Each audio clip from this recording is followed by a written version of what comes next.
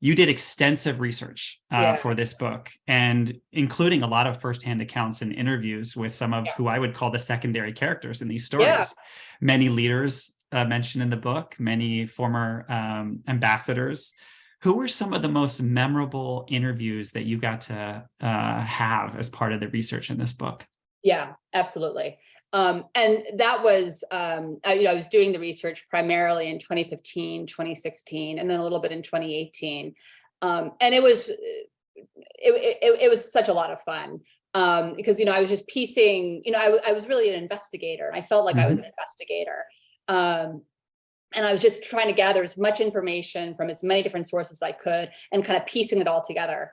And at some point I realized, I had this, in terms of Americans, I was in a really sweet, I had a really nice position because I was doing this research kind of 10 years after, the people that I really wanted to speak to were sort of on the American side, American diplomats who had been at the height of their career in 05, 06, 07.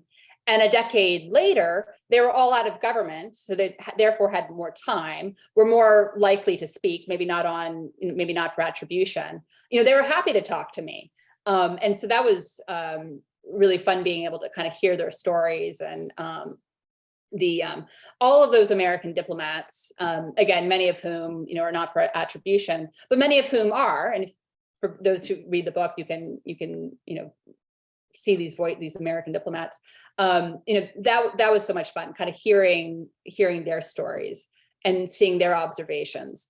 And those American diplomats were oftentimes the go-between between the Iraqis and the Saudis. And that was such a cool